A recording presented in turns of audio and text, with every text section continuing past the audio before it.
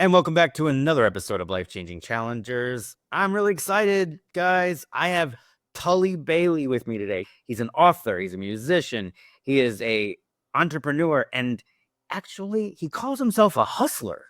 And we're going to be talking about that since he's now has released his book, Unleashing the Hustle Within: Advice for Positive and Productive Life. So, Tully, how you doing? Hi, doing well, doing well. I'm doing great, and I appreciate you being here with us. So, can you tell us a little bit about your childhood, maybe where you grew up? What was the complement of your family? And what was it like to be Tully as a kid?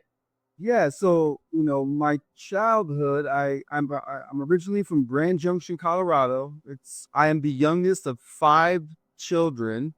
My childhood got a little crazy pretty young. My father had ran an oil and gas business, and that kind of fizzled out in the '80s, and he kind of lost his way and got addicted to drugs and got in some trouble. Ended up taking my mom hostage. Moved that situation. He was apprehended, shot while apprehended, went to jail, and ended up passing away, leaving my mom as a single parent with five kids at 23. Oh my God. Where the saga begins, right? So, we were very, very poor and had to become resourceful very quickly. Me being the youngest of everybody, I just kind of learned as I went, I guess. Youngest of five kids. Did you have like regular dinners with the whole family? Did you sit around a table? In those early years, yeah, and I look back on that really fondly, right? Because we had to move as a tight unit because there was so many of us, and then it was just my mom. Like her family really didn't help out. To like when we would go grocery shopping, I remember we would walk a couple miles to the nearest grocery store. We would do the month's worth of shopping, and then as we walked home, so from the grocery store, we would usually take a canal bank, which was kind of off the road, and each kid had to carry a couple bags to get all of the groceries home. It was sort of what we had to do at the time, right? Like we didn't have a vehicle. My mom was doing her best, and she made it work. And through that, it created like a resourceful dynamic in each one of us, right? Like we all came to succeed in unique ways, and we've been able to succeed because of that. Oh, that's amazing. A lot of people, they don't have that ability, today. Everything's so easy. You want food, they'll deliver it to you. You want your month's worth of groceries, they'll deliver it to you. Back then, and I'm a child of the 80s as well, 70s and 80s. Yeah, I mean, that was the way it was, is that you figured out a way to get there, and you had to get there. Whether you had a car, you had to walk, I had to ride a bike, and that was the only way that you could get places back then. So it's interesting that we can go at that dynamic, and what would these, with the children of today, when they don't even want to drive anymore, now I've had friends that have 18-year-olds that still don't have their license because they just don't want to. Like, Which is bizarre. oh, at 16, are you kidding? I made my parents get me my driver's test on my 16th birthday. That Yeah. was the first day. I made it happen. All right, you were in third, fourth grade. You finally got a family car that your mom was driving you guys around. Were you involved in anything else? Were you allowed to be involved in anything else, like any kind of sports or martial arts or?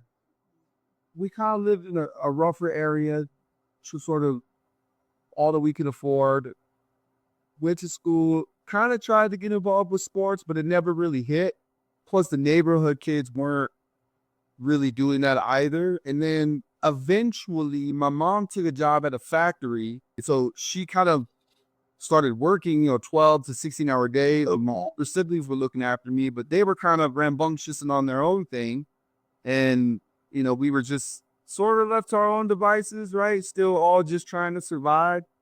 It was around that time, like fourth, fifth grade, I started realizing that we were really poor, right? And that, shopping for your school clothes at the Goodwill wasn't the routine. And the kind of food that we were eating was probably more healthy than now. It was very limited and sparse. Sort of acknowledgement that we were actually poor and whatever, I started figuring out ways to get to hustle and generate revenue for myself. So I wanted to go play video games at the convenience store, or I wanted to have different shoes or whatever. And so, early on, like every kid back then, I would go find glass bottles and turn them in for the little bit of money. We would rebuild bicycles and sell them to other kids in the neighborhood, you know. And then eventually I kind of fell into some mischievous circles, and I started doing things that were probably, no, I know for sure weren't the right thing. I started stealing car stereos and actually hustling, through means the neighborhood, selling me different stuff. And through that, I learned how to run a business, right? And I know we frown on it these days. Everybody's like, don't do that under any circumstance. And I don't encourage that kind of behavior, but I at least acknowledge what I took from it. And so during the time, I had a team. I organized them to go do certain things. We would take that revenue, reinvest in the company. And I did that for a number of years until and eventually got locked up when I was 16. And I went to like a juvenile boot camp and then was placed in some other facilities until I was roughly 18 years old. And during that time, I had some siblings getting some serious trouble, and they ended up catching like real prison time. And I kind of told myself I would never go back to that life, right? But that was all I had known at that point, right? Like there wasn't any other opportunity. And so I came out and I was sort of lost, kind of searching for the next thing.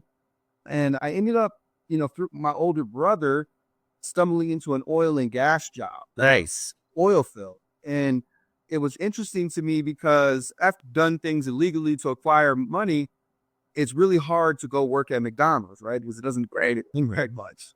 And so discovering the oil and gas industry and understanding the freedom that offered someone like me was great for the time, right? Like this is 2001-ish. I was exposed to the ability to make at that time $70,000-$80,000 a year.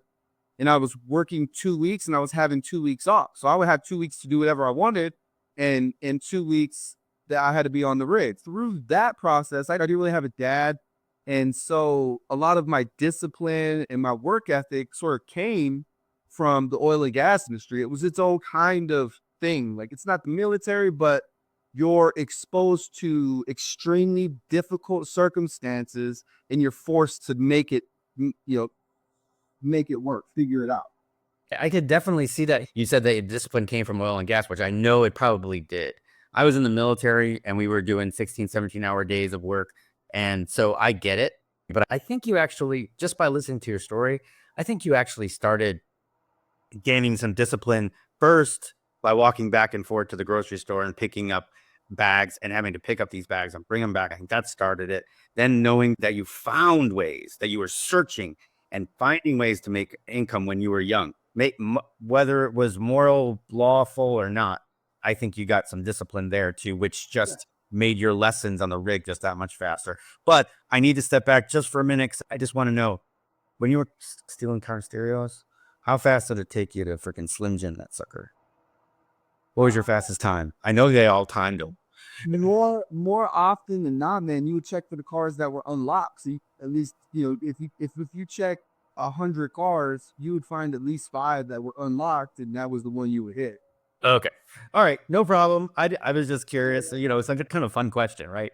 It was way back in your past. It got nothing to do with today. And I was like, he probably kind of. I try to work with people and help people that are coming from that landscape. But, I like when I have the opportunity to work with kids that come from a background like that, because I have answers for them. I can help. I know what that looks like. 100%, 100%. And way to flip the question to a positive, buddy. That's huge. That is great. So you're working on the rigs. How long did you end up doing stint in oil and gas?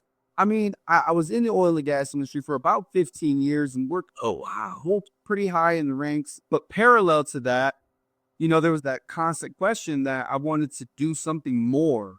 And so I started toiling with the idea of first DJing. Like I ended up buying a bunch of some turntables and some records. Through the process of DJing, I got really interested in rapping, MCing.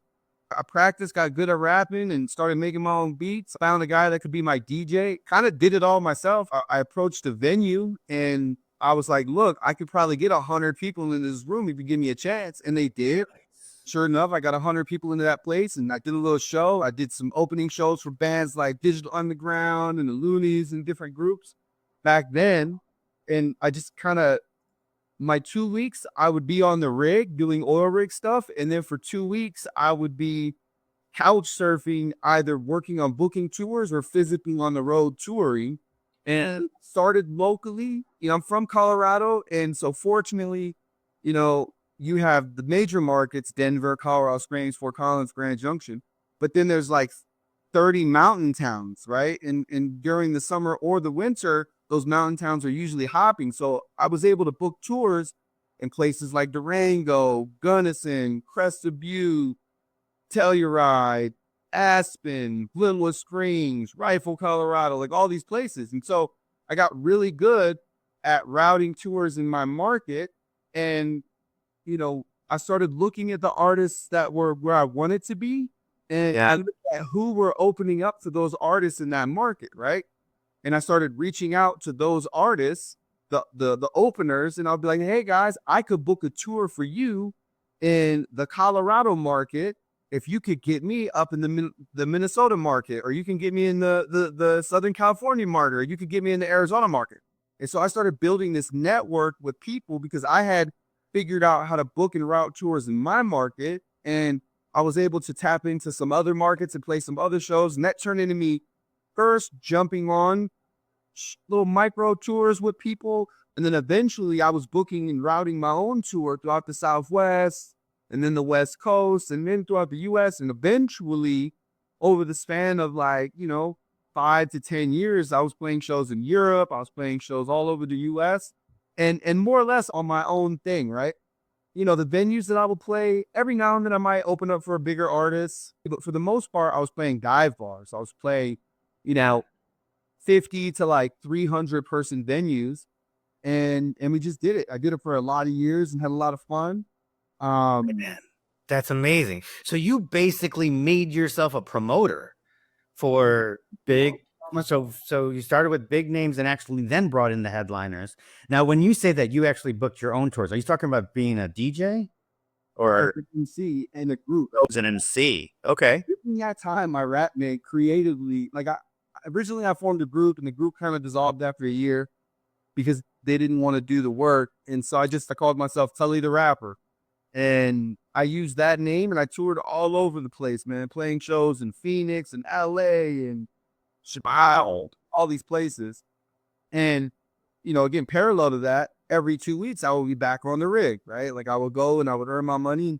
I got to the point where the rap stuff was making me some money, the rig was making money, but the thing that I haven't really talked about yet, and I hadn't conquered at that point as a young man was drugs and alcohol, right?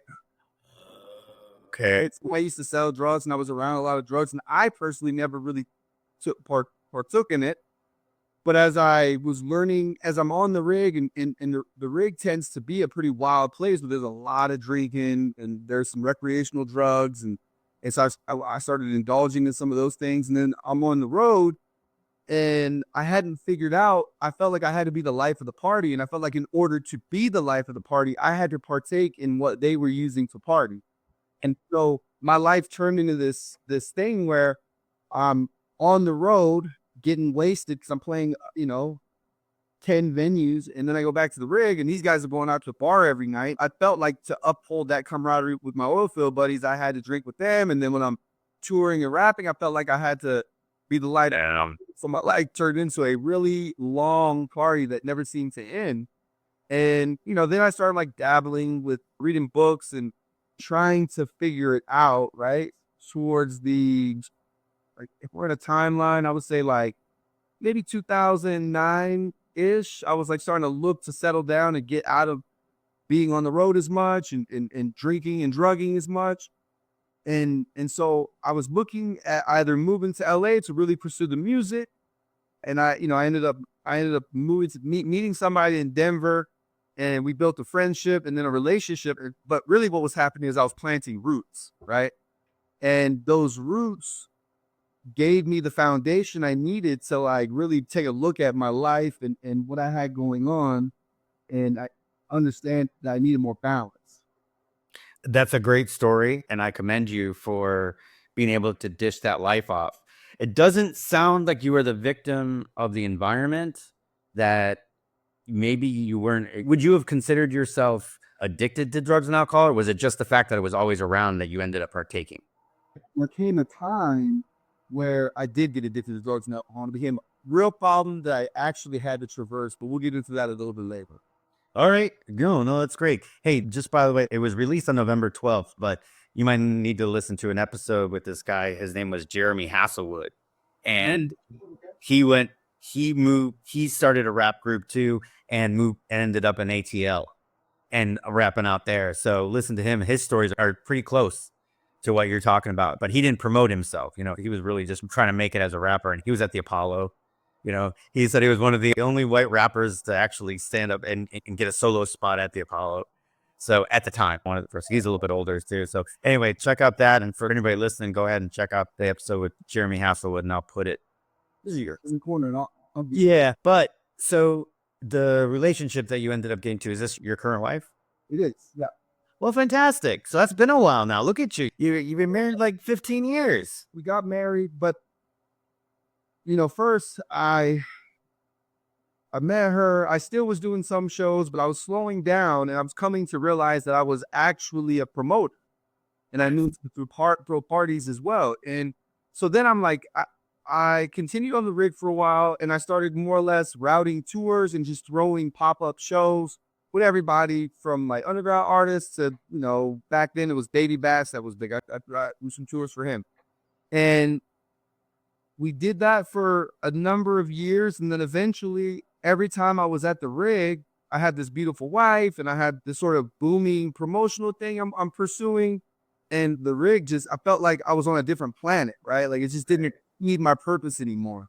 And I came to a point where I just couldn't be there any longer, even though at the time I was probably making 150,000 a year, probably. And that was back in like 2012 or 13 or something. 2010. Well, I left the rig in 2014.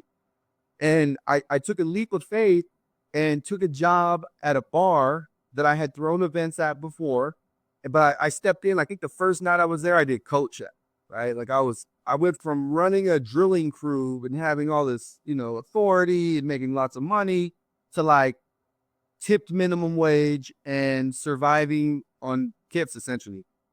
But very quickly, my work ethic that probably started from carrying grocery bags back and forth back when I was really young to like my entrepreneurial hustling ambition all the way to the bar, I had this work ethic that was unseen, right? Like I was doing 4 jobs, I would do all the extra work, I would take trash, whatever needed to be done, I would do it. And so I moved up the ranks really quickly. I got to the point where I was a bar back. I never really had interest in bartending, even though I could. I preferred the bar back because you could kind of be everywhere. While I was bar backing, I started throwing parties and I would get a percentage of the bar, piece of the door, plus I'm making tips and I'm getting my thing. And it became a really lucrative thing for me. But I had never really, I come from, my dad had addiction, my siblings struggled through addiction, drugs and alcohol. And here I was in the belly of it, right? Like I had access to all the liquor, every drug dealer that came to the bar. And when I say bar, like it's a club, it held a couple thousand people. Oh, so wow. I'm throwing these big parties. Everybody knows who I am. I can drink as much as I want. I can do whatever drugs for free. And so like that same reoccurring problem popped up in my life. And I had never really slayed that demon. And I went a, a fair amount of time like entrenched in it. I started that in probably 2014. And it wasn't until 2020 that I made the decision to get sober. So there was a lot of years in there where really trying to drink everything at the bar and do all of the drugs. And it started wearing on me. And I started, at a point, probably 2018, I started looking for answers and getting back into some spiritual stuff and some growth stuff. And I decided to take on therapy. And I would come to therapy hungover, whatever, and she was a great therapist and she helped work through the problems. And then eventually I had a really rough night, New Year's Eve 2020, and Before COVID. I let a lot of people down, my team down, I let my wife down, and so I just quit doing drugs, I quit drinking alcohol, and got sober. And fast forward 3 months, we landed COVID, and for a lot of people, they struggle with it because they had all this time to themselves, and so they could drink. But for me, one thing I always did is I kept my house separate, right? So I never drank at home. I never did drugs at home. I always try to be as much of a family man as I could be, being that I was doing this dual life thing. When COVID hit, it really gave me an opportunity to reinforce the kind of values I wanted to have for my family. I had already made this pledge of sobriety to myself, and that time for me complemented my intentions, and I was able to really double down on gaining information about what it means to be sober and helping myself so that I could help others. So before, when you were on the rig and then you were booking parties and doing your own music, it seemed like, yeah, it was this thing of you would go to the rig and after work you go to the bar. So a couple hours here at the bar, but most of the time you were working. And then at party you had to you kind of said stay sober to get things going. And then you had 3-4 hours of being around the drugs and the alcohol, but then you go home. Whereas now you're working at the bar and you're holding parties and you're like, so now you're totally entrenched. It's all around you for 8-9 hours a day. I can see how that might be a problem. That might end up being a problem. But the fact that then that discipline stuck with you, one, to that you're like, no, I got to make a change. Got therapy. That was great. Then you realize that, all right, now it's time. You had that one situation. Now you said you went cold turkey. Did you do any kind of like? Did you go to any meetings? Did you do any kind of step program? You just said nope. I'm just done.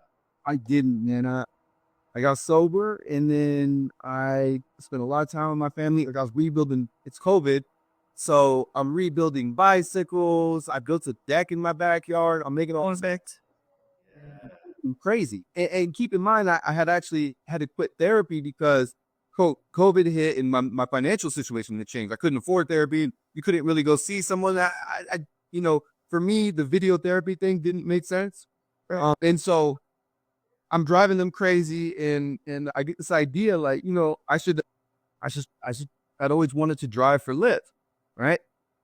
And so I go get the car that's gonna work for the Lyft thing, and I start driving for Lyft, and almost instantaneously found purpose in that, right? Hmm. It could be a thing where I'm just, I'm a guy about the town. I kind of know everybody. And so, trying to find the best restaurant, easy, right? You want to know where to go hiking? Got you. Done. No problem. But then there was these instances where I would pick people up. I wrote about this in my first book about this girl that I picked up. It was a blizzard, and we had her son with us, and he was like maybe 18 months, something like that, smaller. And we had to take him to the aunt. So it ended up being like an hour and a half ride. So I got to know this young lady. I spent some time with her. And in that time, I came to learn that the child's father the child had never met the father. The mom's working 3 jobs, 18 hours a day, barely surviving, and she's kind of at her wit's end. And then she gets in my car and we start talking, and she starts explaining to me that she's working at this cell phone store at the mall, and she's working at this pipe store somewhere, and she's doing the Amazon thing. And I started explaining to her about little entrepreneur things I know about, whether it's Lyft and Grubhub or online remote work.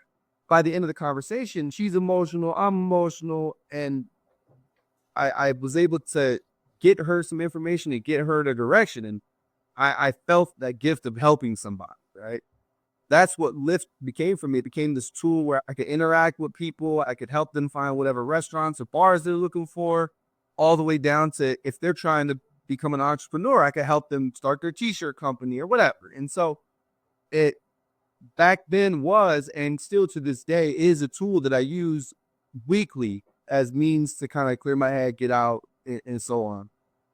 Well, I coach cross country and track for high school down the street, and my assistant coach drives for Uber and Lyft, and he says the same thing. He says the people that he gets to meet, and he's always talking to me about something that he's picked up, and that they ask the same questions, and that he feels the same way that you do. Literally, it's like it's the same thing. He's got a lot of experience growing up, and he helps people out and stuff too. So I think it's a great way to get to know people and to share some of your wisdom. You mentioned that you wrote a first book. Is that Quiet Lessons? Yeah, the quiet lessons of an incredibly loud adventure. And So you've got volume one. So I imagine that you're probably looking at yeah, volume two. once we get a little more life in there, we'll keep the volume two out. But ultimately, a lot of people they were like, oh, you should put this information out. You should write a book and tell the story. And so that's what that book was. It was a place for me to really tell my story. And it honestly was very therapeutic because I was able to revisit aspects of my life that I had kind of closed off as like a observer instead of a participant. And it was healing. And I've came to learn that other people have found the book useful for them as well. It seems like this is exactly where life-changing challengers come in. Is it's basically, these conversations that you wrote it in the book, these quiet lessons. And this is exactly what this is all about, is that you giving up little nuggets of information. And everybody that I've interviewed and that has been on the show, they've got something, right? There is one lesson in there. For you, it's this hustle and drive that you've always had to keep finding the next thing to. And you being on the rig, promoting and doing music. What do we call that? Several streams of income, right? Separate streams of income, which is fantastic. Same thing when you were a kid. So I think that's definitely something I want to read it. So I'm planning on it. But that's exactly what this podcast is all about. All these people giving these little nuggets of information, just like you were giving your riders. This is a little bit here and there. Here, this is how you get a t-shirt company going up. This you can help out getting on online business, blah, blah, blah. You're giving out little nuggets. And that's exactly what I want everybody to take away from the podcast, is that people like you that have the experience. And if you just give one little piece of advice, one little piece of information, and someone's able to take something away from it that would further their life, get them to their potential, then we've done our job. We're successful, right? It's just one. It just needs to be one. So what you've said so far is more than enough. But what I'd like to, the couple questions that come to mind is, one, stepping back into the times when you were promoting, what did you like better? Did you like being on the promoting side, or did you like actually being on stage better, or does it matter? I love performing, but I love the mechanical aspect of building something. I was able to create a universe. Performing was one component, but I also loved creating the flyer. I love booking the show. I love going out in the streets and promoting it physically. I've came to understand that I like to bird's eye view come up with an idea, and then I like to mechanically put the pieces together and then watch it. And that's that was the beginning stages of me doing that. I enjoy creating being involved in the creation of the whole thing and then putting the pieces together.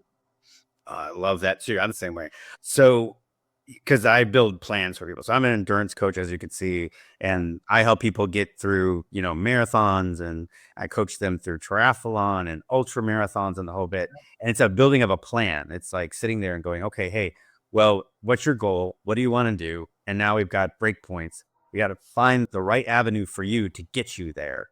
And everybody's different. So when I build the plan out, I've got to know strengths and weaknesses and lifestyle circumstances, so that I can make sure that every workout that they do is they're getting everything that they need to get out of it in order to get to a certain break point.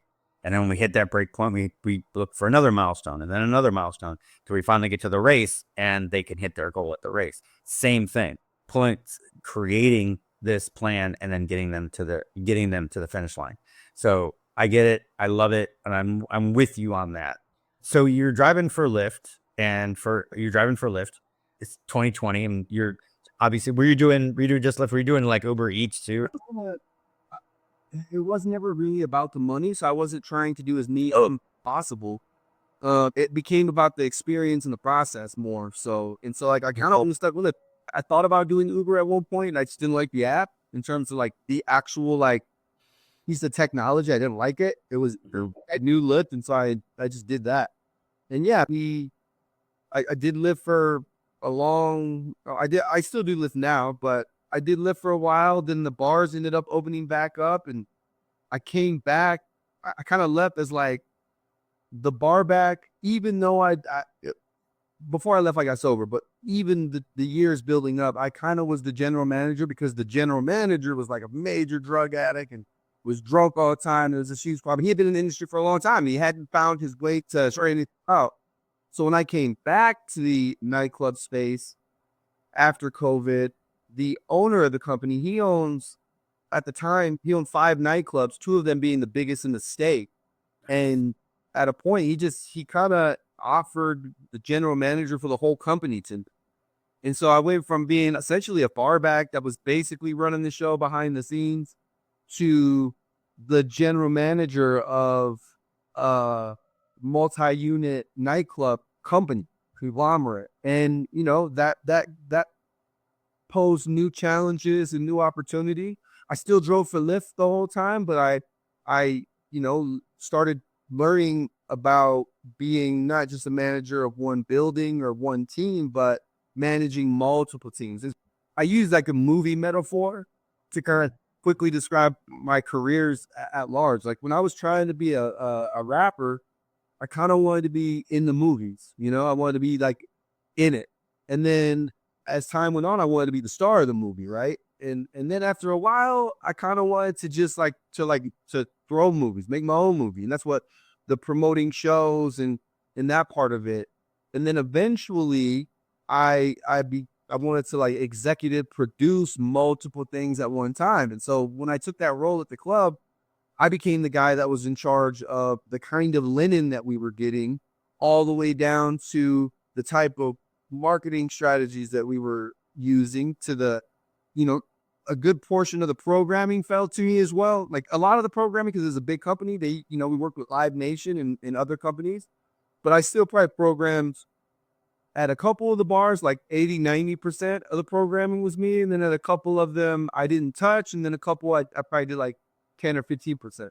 But I mean, I'm in control of the whole thing, the way the venue smelled, all of it. And at that juncture of my life, I was kind of trying to be an executive producer, essentially, right? If we're still using the movie medic. Yeah. That now. I worked with that company all the way until October of this year.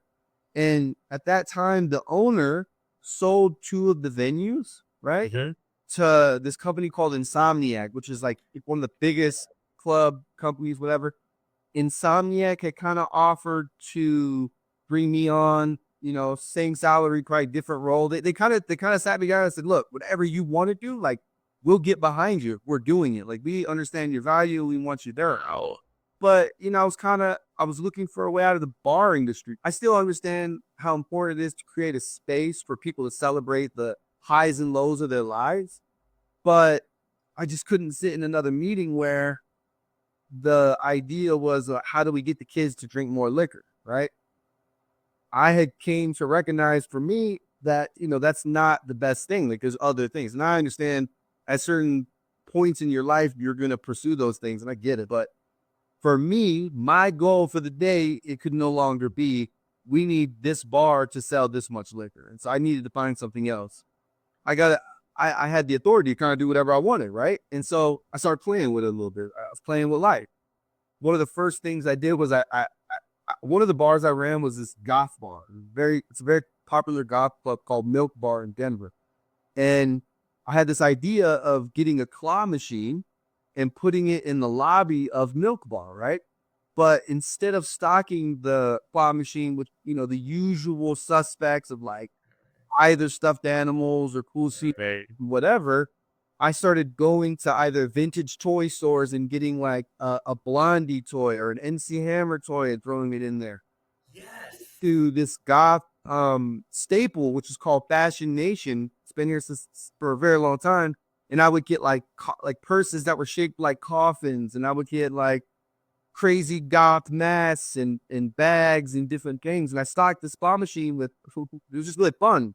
I would watch people play it, and it would, I made money. It made a lot of money for me, but more than that, it was fun having the ability to play with that idea and have it be successful.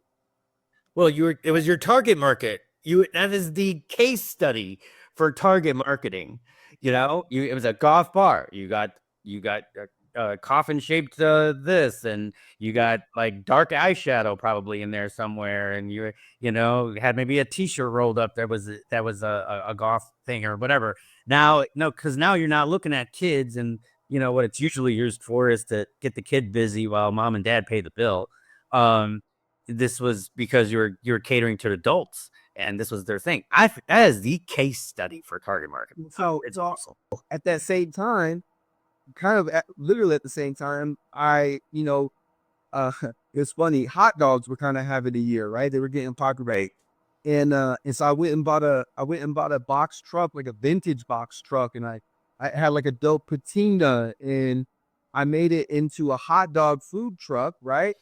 That the essence of it wasn't just a hot dog food truck. I named the hot dog food truck Hot Dog Hank, and the character, because at the time the word glizzy was getting popular. Right. Everyone talking about eating glizzies and that whole thing. It was like right when that was really starting to pop.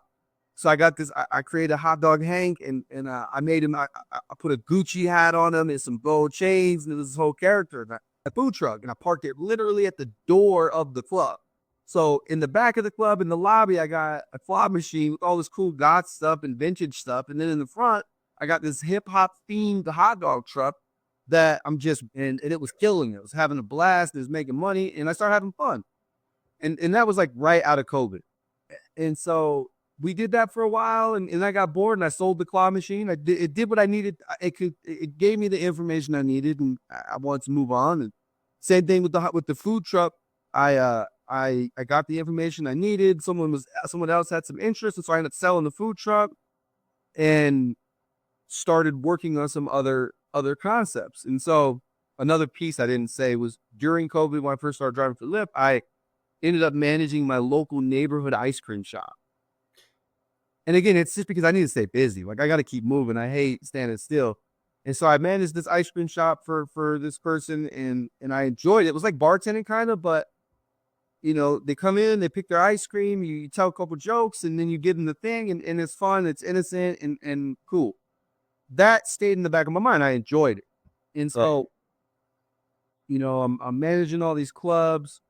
I'm I had just sold my hot dog truck and my claw machine, and now people are seeing the success that I'm having, and they're starting like food truck guys and restaurant people and other bars are hitting me up and asking me to help with them. And so I started doing consultant work. I start going into there's one consulting gig I did. It was a high end lounge, and it held like 120 people was the capacity, but they only had 45 seats for customers, and they were struggling to make the revenue they felt like they could make. And so I went in there and I assessed, well, this is what's going on with your music programming. Let me take that over for you guys. And then I literally told them, I was like, get rid of every stool in here, and the capacity is you're treating it like a restaurant. You're only letting the 45 people that can be seated in, and then you're saying that you're packed, but you're not, right? The law says that you can have 110, 120 people in here. So let's put 130 people in here and call it capacity, right?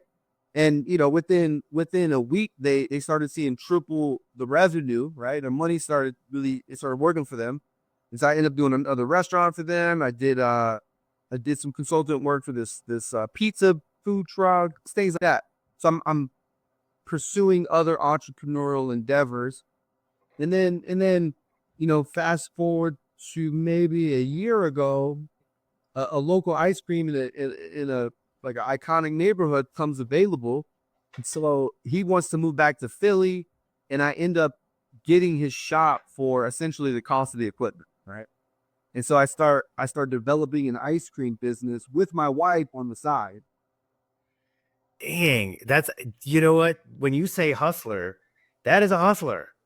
That is 100% hustler. And you know what I love about it is that you also have a perfect case study for something that I was a Series 7, Series 63 securities broker when I was 19, Yeah. and um we always had the saying, the trend is your friend, right? Everybody talks about, oh, well, it's going to fall or it's going to drop or it's coming down, so it's going to go up. And that's like going against the trend. You go with the trend. And you've got a perfect case study for that. You're like, oh, wait, hot dogs started to get bigger again. Great, let's get a hot dog stand. And you were like, beat it in the cause. And then like food trucks started to do it. So you got a food truck and you put the hot dogs in it. And then, you know what I mean? I think it's just, you got so many great freaking case studies right there that I'm sure that you just went ahead and used in your consulting business, and it helped. But you could see the lessons that you were learning as you're telling the story. It's pretty remarkable, my friend. And the idea of these are hustles. Your consulting business, you found that the ability to run an ice cream to run an ice cream shop. Now you're owning the ice cream shops. I mean, it is it's an awesome story, especially from where you came from. The whole story is amazing. So tell me about, when did you decide to write Unleashing the Hustle Within? Well, so driving for Lyft, I had started to get passionate about helping people. And, all these little hustles were like, it was never really about like, I've always been able to make money. That part was never hard for me. But exploring ideas so that I could then take that piece of information to other people became what was important to me. And so using the hot dog truck or the consulting gig or whatever as a vessel to learn, then I can speak from a place of authority with understanding of how to make that business go. And that's why I'm always dabbling and trying a hundred different things, because I want to understand it all. Because when someone's in front of me and they're legitimately at a non-start, they can't figure it out. Like, I love to have a piece of that to spark that curiosity back in them, get them back in the game of finding the success they're looking for. That's incredible. Yeah. So you just decided to write the book and that was it? Did you do it do you have a certain way? I wrote the first book, and people really enjoyed it. Even the way I write books, like one of the executives that worked for the company that I was with for the 12 years, the nightclub company, something that she told me early on, which stuck with me, was she's like, you have this ability of taking something complicated and making it really fucking simple. Sorry, I mean Chris. No, no, no, it's fine. Making it really simple. I have the ability of taking complex things and making it simple, dumbing it down. And that stuck with me. And that's kind of what I've done at every juncture, right? Like finding solutions. And so I wrote the first book, and it seemed to be helpful for people. And I hadn't quite scratched that itch of getting the information out that I wanted to, right? And so I jumped into the next book within maybe a month of the first book coming out. I started working on it. And this book is a little bit more spiritually oriented and hustle oriented, right? It's not even so much about making money. It's about finding the kind of life success that you're looking for. It's not always related to money. It's just about like, when you go to bed, did you live as full as you could? Did you give it all you got? And when you woke up, were you ready to go? Did you figure it out? And that's what the book's about. And yeah, so I started writing the book almost immediately after the first book. Um, went went went on a trip and kind of got the bulk of it done and started the process of putting it together. And I tried to orient the book in a way that it could hold its own up against some of these other books that are kind of in the same realm. Right. Difference being, I come from a hard background. I've experienced a bunch of life, and I have a passion to work with people to help them find the prosperity life that they're looking for. And I agree. And I can see it. It's very evident by the way that you speak that that's your goal there. And and I know it because like knows like, right? Yeah. I mean, that's all I wanted to do my whole life is get a way to find a way to help people, um, and to be passionate about it. So, and you are definitely one of those people. So, hey, listen, for all you guys listening out there, this is Tullie Bailey, and you guy that from oil and gas to freaking music and promoting to entrepreneur to Lyft, and now he's got ice cream shops. Who knows what's going to be next, right? But you're gonna have to go on tulliebailey.com and find out. So he has 2 books out. One is called uh, The Quiet Lessons of an Incredibly Loud Adventure, Volume 1, and then Unleashing the Hustle Within, Advice for Positive and Productive Life. And I think that's the emphasis right there, was what Tully just said. Right there is what he said, is that it's not necessarily about making money. It's about having a positive and productive life. And on this podcast, I always talked about that you want every day 1% better. You want to make yourself 1% better. You read 10 pages of a self-help book, you put something into practice, there's your 1%. You got up, you got up and you worked out, that's 1% better. Physical, emotional, spiritual, hit that in relationship. You just 1% better every day, and you'll just lead that positive and productive life. But I would definitely read this book, Unleashing the Hustle, and take some of the lessons from Tully here, because what he's dropped on us today is a boatload of information. But Lee, thank you. Thank you so much for joining us today. I really appreciate it. Everything's going to be in the show notes, guys. His website, the 2 books, we're going to have direct links right to the book, so you can grab those. And yeah, and if you're watching on YouTube, yeah, you know what? Hit that like and subscribe and hit that notification bell so you always know when we're gonna drop another episode. And if you're listening on Apple or Spotify or some other podcast driven website or app, hey, leave a review. And you know what? It doesn't even have to be a good review. It could be any review, whether it could be mediocrity or it could be a bad review, but it gives me feedback for me to go ahead and make Life Changing Challengers podcast just that much better. But for Tullie Bailey and myself, thank you so much. We will see you in the next one.